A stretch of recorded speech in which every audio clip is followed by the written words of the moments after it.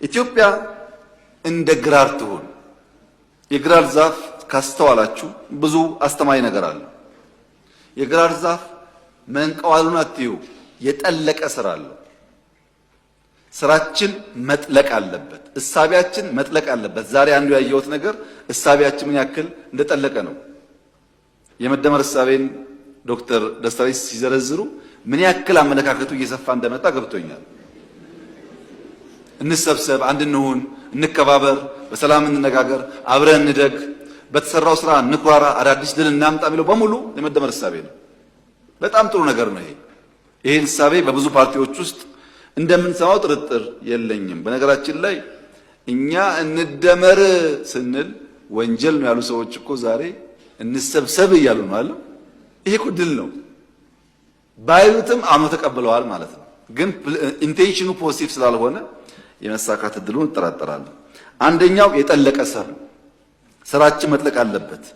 ሁለተኛው ከፍ ብሎ መብቀል ነው። ትናንሽ ያረጁ እሳቤዎች ከጉዟችን እንዳያደናቅፉን ከፍ ብለን መብቀል አለብን።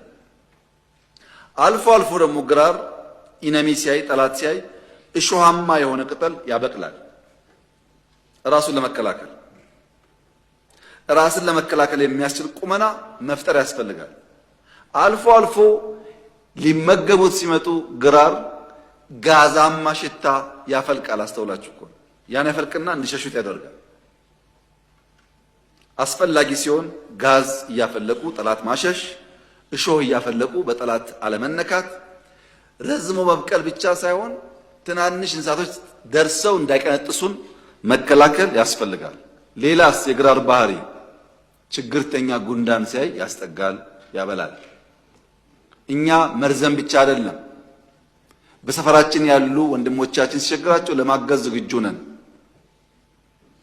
የኛ እድገት እንኳን ኢትዮጵያውያን ዜጎች ብቻ ሳይሆን ወንድሞቻችንን በአፍሪካ ውስጥ በጎረቤት ውስጥ መንካት የሚችል መሆን አለበት። የምናምነው እንደሱ ነው።